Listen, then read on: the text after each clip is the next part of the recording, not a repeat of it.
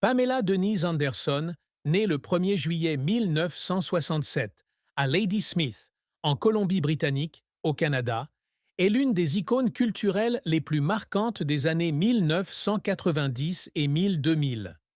Connue pour son travail de mannequin, d'actrice, de productrice, d'auteur et de militante pour la défense des droits des animaux, elle a vécu une grande tristesse non pas à cause des scandales médiatiques ni des mariages brisés, mais plutôt à cause du profond traumatisme de son enfance, où elle a subi de multiples abus sexuels entre 6 et 14 ans.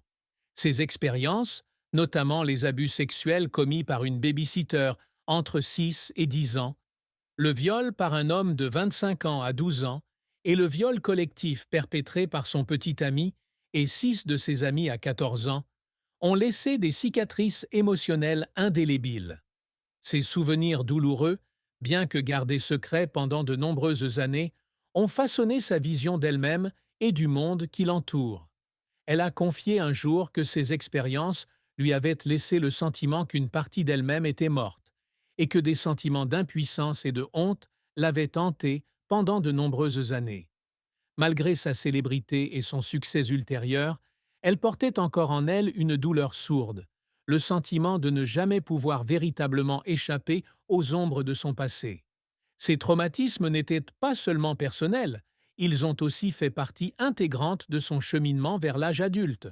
Ayant grandi dans une famille ouvrière de Ladysmith, avec un père chaudronnier et une mère serveuse, elle a eu une enfance difficile. Sa famille était démunie, et les souvenirs de cette époque de pénurie n'ont fait qu'accentuer son sentiment d'insécurité. Un événement particulièrement déchirant fut celui où son père, dans un accès de rage, a noyé ses chatons dans l'océan sous ses yeux, un acte qui lui a donné l'impression de mourir elle-même. Ces expériences ont fait d'elle une personne sensible et protectrice, ce qui est devenu plus tard le moteur de son militantisme pour la cause animale. Bien qu'elle ait réussi à surmonter ses traumatismes en se bâtissant une carrière fructueuse et une image publique forte, elle admet que certaines nuits, seule, elle se remémore des souvenirs douloureux et se demande si elle mérite vraiment l'amour et le bonheur. Cette tristesse, bien que dissimulée derrière un sourire radieux et un extérieur charmant, est une part indissociable d'elle-même, une blessure que seuls ses proches comprennent. La carrière de Pamela Anderson est une histoire d'ascension au fil d'opportunités inattendues, de succès éclatants et d'échecs déchirants. Son parcours a débuté par hasard, lorsqu'elle a été découverte lors d'un match de football des Lions de la Colombie-Britannique à Vancouver en 1989, lorsque son image portant un t-shirt moulant à l'effigie de la bière Labatt a été projetée sur l'écran géant du stade. Cela lui a valu un contrat de mannequinat avec Labatt et, peu après, elle a fait la couverture de Playboy en octobre 1989.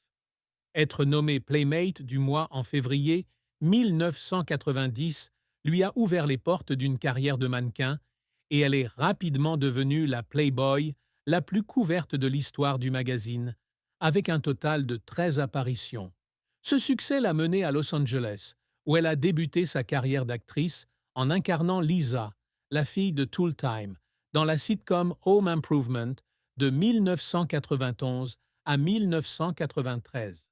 Cependant, son rôle le plus emblématique fut celui de C.J. Parker dans la série Alerte à Malibu de 1992 à 1997, un rôle qui a fait d'elle un sexe symbole mondial et a contribué à faire d'Alerte à Malibu l'émission de télévision la plus regardée au monde avec plus de 1,1 milliard de téléspectateurs hebdomadaires.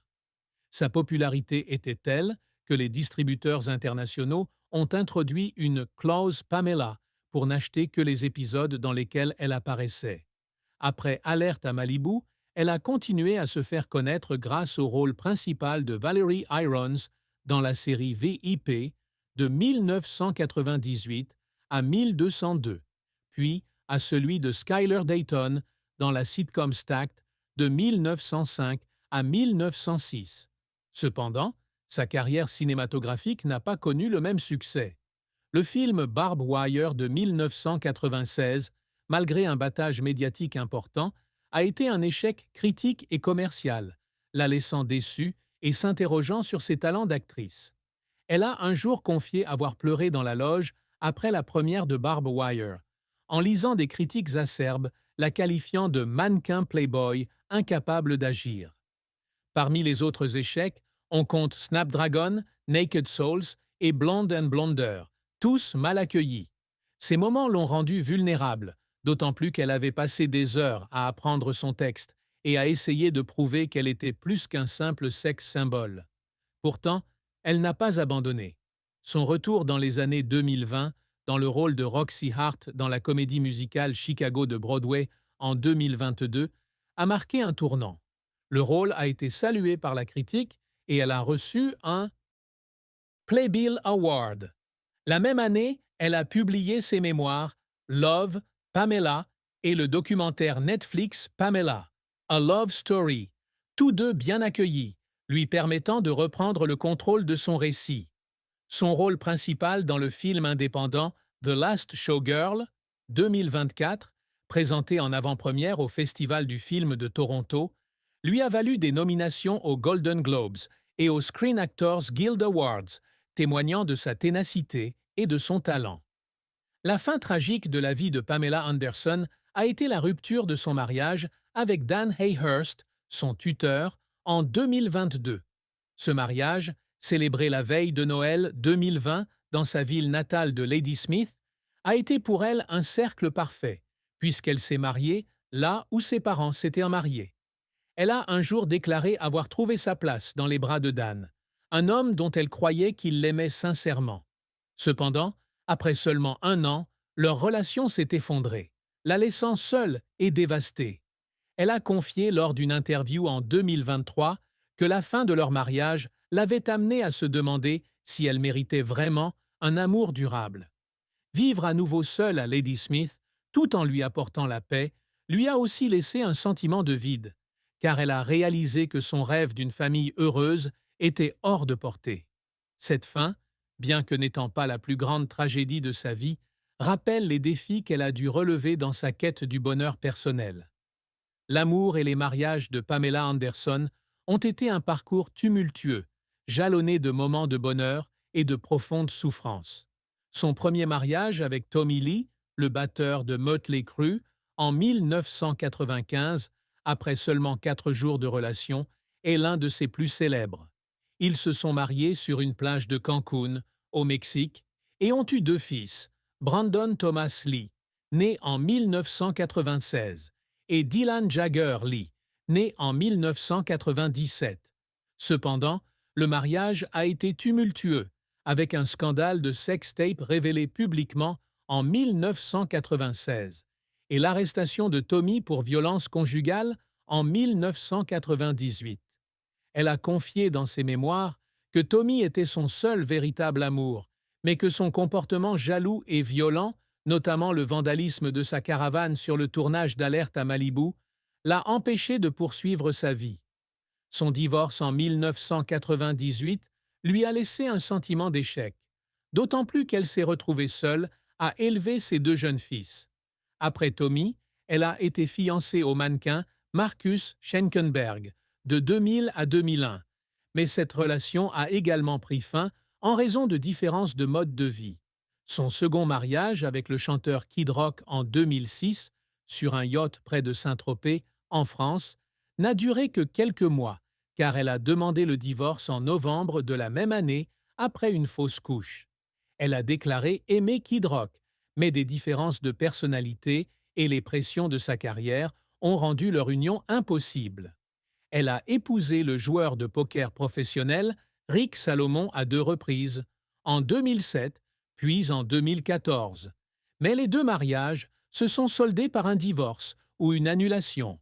Elle a un jour décrit Rick comme un « ami avec des avantages », mais leur relation n'a pas non plus permis de surmonter les désaccords.